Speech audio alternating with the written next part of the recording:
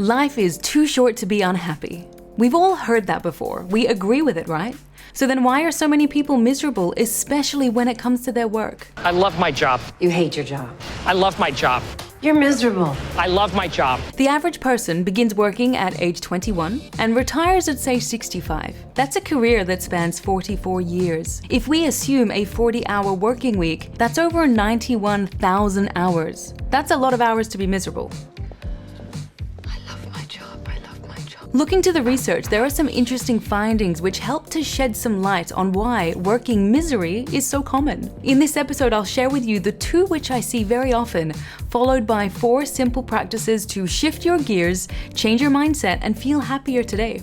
Finding 1 is based on the success-happiness fallacy. We all seem to think that the more successful we are, the happier we'll become. We seem to prescribe to a belief that sacrificing our happiness now will lead to greater success, and this will bring about even greater happiness in the future. So we say things like, I'll be happy when I finally get that promotion, when I get the new job, when I buy the new house, when I get that business going. And by doing this, we make our happiness contingent on achieving something that hasn't happened yet. And here's the thing, this belief that we'll finally be happy when, fill in the blank, is a complete myth. In Dr. Emma Sapala's book, The Happiness Track, she describes what she calls the never stop accomplishing flaw. The idea here is that you stay continuously focused on getting things done. To achieve more and to stay competitive, you've got to move quickly from one to-do to another, always keeping your eye on what's next. I call this the unfulfilling treadmill of achievement addiction. Now, in our goal-oriented society, this desire to achieve goals is often a powerful motivator that drives achievement both personally and professionally. But we never seem to be able to achieve that happiness that's supposed to accompany the achievement of the goal. So we work really hard, we finally achieve it, and then we think, that's it? Why doesn't it feel any different? Okay, on to the next one. Why do we keep doing this? It's commonly known as the arrival fallacy, a psychological thought trap that high achievers are all too familiar with. We just seem to set new goals, bigger goals, goals that are supposed to make us happier, but they never do. So we keep falling into this trap time and again, only to find it still doesn't work. Finding number 2, overwork equals overstress. I don't have time for this today. We have all used this excuse at some point, right? And more often than not, it is entirely true. We live in a world where we are always on, always connected, always accessible, always distracted. Email, Twitter, Instagram, Facebook, Slack. It's all pervasive and it's becoming increasingly more difficult to escape from its all-encompassing grip. It's everywhere. Here's a question for you. Do you ever feel guilty when you're not productive? It actually has a name. It's called productivity guilt, and it's a mindset of feeling bad when you're not creating, achieving, producing, or working hard. You might have intrusive thoughts about how you wasted your time, you're not good enough, or you're a failure because you didn't do enough, and so you don't deserve to take a break. In the 2015 Harvard Business Review article titled, "The Research is Clear, Long Hours Backfire for People and for Companies," author Sarah Green Carmichael shares that regardless of our reasons for being overworked, it doesn't help us. It doesn't make us more productive, nor result in increased output. So we work more, but we don't seem to do more.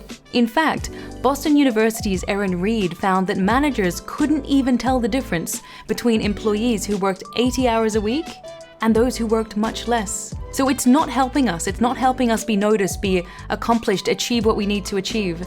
And we know from evidence that overwork and the stress that comes with it actually hurts us. It makes us unhappy, makes us feel overwhelmed, we're less likely to perform to our level of ability, and it impacts our physical and mental well-being. So here are 4 evidence-based practices that you can easily implement to make you happier now. First, give yourself permission to be human. Accept that you're going to experience emotions, even negative ones. Acknowledge them when you do. As psychiatrist Dan Siegel puts it, name it to tame it. Science proves that labeling emotions in this way reduces activity in the amygdala and increases activity in the prefrontal cortex, allowing for greater rationality. Think of it like this: emotions are like data. They provide us with information, and then we process and interpret that information to decide what to do with it. Second, Simplify.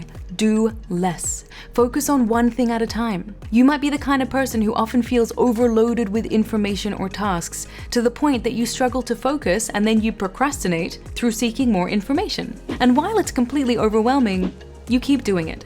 You keep taking on more. You keep consuming more. Now, if this sounds like you, well then, my friend, you might have infomania. It's not a clinical diagnosis, but it's been described as an excessive need to seek information. And coupled with FOMO, or fear of missing out, it means that you're constantly grabbing what you can because you don't want to miss a thing. But in doing so, you miss out on living, on being present with family and friends. You miss out on all the good stuff. So instead of trying to multitask endlessly, instead of taking on more and more, instead of moving on to the next self-help book or jumping onto the next podcast, prioritize and focus on one thing before moving to the next. It will serve you so well. Third, tune into the good stuff. This is all about consciously taking time to acknowledge and recognize the good stuff in your life. In psychology, it's called benefit seeking, and science proves it's very effective. In a 2005 study headed by the father of modern positive psychology, Martin Seligman, the researchers asked people to acknowledge 3 good things every day. What they found was that those people who regularly thought of good things showed higher levels of gratitude, higher levels of happiness, and even less depression over that 6-month period. And 4, find ways to be of service to others.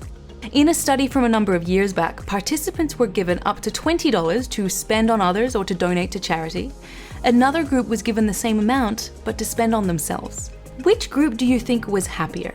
The group who bought things for others or donated to charity had a greater spike in happiness compared with those who spent it on themselves. So the idea here is that service to others, acts of kindness and generosity, make us happy, more than buying ourselves material things. So when you're feeling down, see if there is something you can do for someone, whether a family member, a friend, a coworker, someone suffering.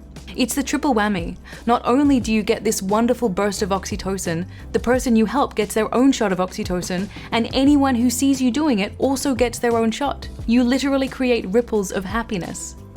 So that's it for this episode. I hope you enjoyed it. And I hope that there's something from here that you can implement immediately to kickstart your journey towards greater happiness and greater success in work and in life. Because here's the reality. You control your attitude. You control the expectations that you hold around success and happiness. It's up to you to make a difference. I'm Shadé Zahrai. I'll see you next time.